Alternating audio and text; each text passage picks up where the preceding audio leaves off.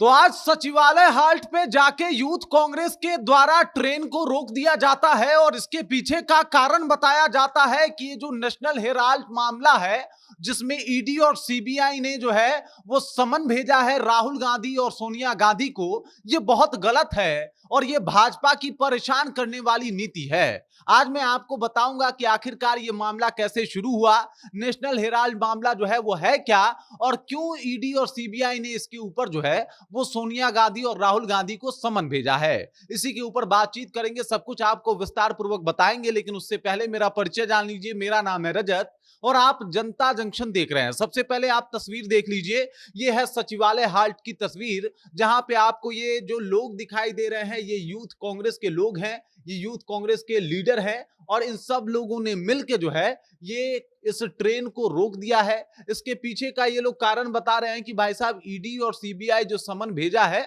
वो गलत है, उनको नहीं भेजना चाहिए, ये परेशान करने की नीति है जिसका हम लोग विरोध कर रहे हैं। इससे पहले भी यूथ कांग्रेस ने विरोध किया था और एकदम से मोर्चा खोला था। उन्होंने कहा कि अगर ईडी और सीबीआई ने समन वापस नहीं लिया तो ये विरोध जो है वो बहुत बड़ा होगा और देशव्यापी होगा। लेकिन इसकी नींव और इसकी शुरुआत जो है वो बिहार और पटना से रखी जाती है, जहां पे यूथ कांग्रेस के जो नेता होते हैं, जो लीडर होते हैं, जो युवा छात्र नेता होते हैं, वो सब के सब पहुंच जाते हैं सचिवालय हाल्ट और वहां पे जाके एक ट्रेन को रोक देते हैं। उनका वजह है कि भाई साहब परेशान जो है वो राहुल गांधी और सोनिया गांधी को किया जा रहा है, इस वजह से हम बिहार के आम जनता को भी अब परेशान करेंगे, ट्रेन को ही रोक देंगे। ट्रेन रोक दिया गया है। इसके पीछे का मामला है नेशनल हेराल्ड मामला। नेशनल हेराल्ड मामले की शुरुआत होती है 2012 में, जब कांग्रेस का ही एक लीडर कांग्रेस की पार्टी छोड़ता है जिसका नाम है सुब्रमण्यम स्वामी और वो चले जाते हैं भाजपा के साथ। उसके बाद वो कोर्ट में एक याचिका दायर करते हैं नेशनल हेराल्ड मामले में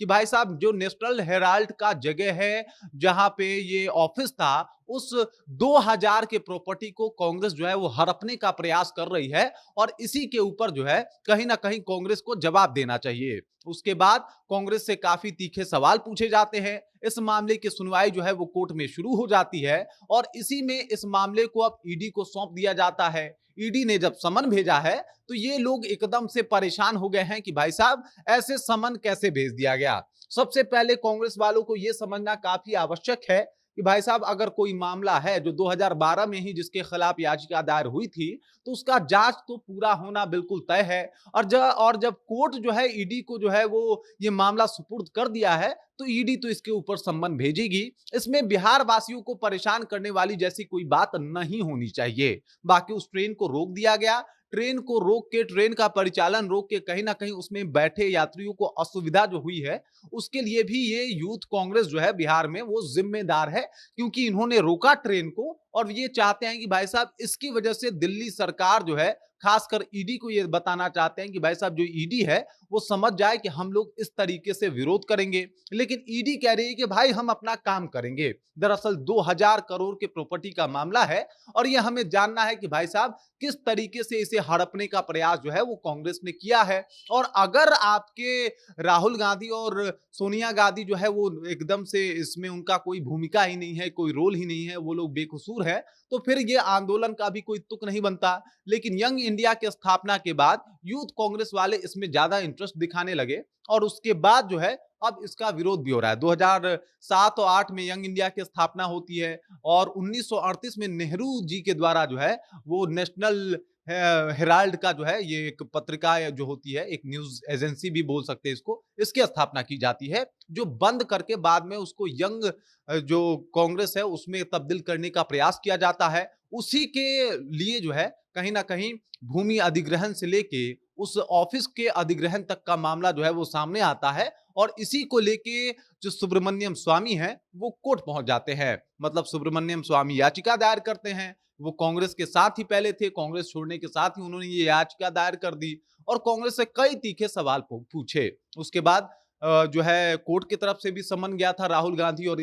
सोनिया गांधी को और अब ईडी ने भी सम्मन भेज दिया है। ये मामला जो है वो कोर्ट का है, ये मामला जो है वो ईडी का है और ईडी जो जांच कर रही है उसमें कहीं ना कहीं सोनिया गांधी और राहुल गांधी को हाथ बटाना चाहिए, क्योंकि अगर वो निर्दोष हैं तो उनको भाई डर काहे का, किस बात का। लेकिन इस तरीके से बिहार को जिस तरीके से ट्रेन रोका गया है वो कहीं ना कहीं बिहार वासी इससे थोड़े परेशान हो सकते हैं। और यूथ कांग्रेस जो है थोड़ा सा उस टाइम भी दिलेरी दिखाती जब तेलंगाना के मुख्यमंत्री जो कांग्रेस से ही आते हैं और उन्होंने बिहार वासियों को जो है कहा था कि भाई साहब बिहार वाले तो मजदूरी करने के लिए ही पैदा होते हैं, इनके डीएनए में ही मजदूरी होती है। अगर उस टाइम पे कांग्रेस ने थोड़ा बहुत दिलेरी दिखाई होती और ये यूथ वाले लोग आके कहते कि भाई बिहार के बारे में ऐसा कैसे बोल दिया, तो बिहार से इस चीजों को करना थोड़ा शोभनीय होता। लेकिन ईडी ने सम्मन भेजा वहां पे राहुल गांधी को, वहां पे जो है वो सोनिया गांधी को, और आंदोलन बिहार में हो रहा है। उसका साफ वजह ये है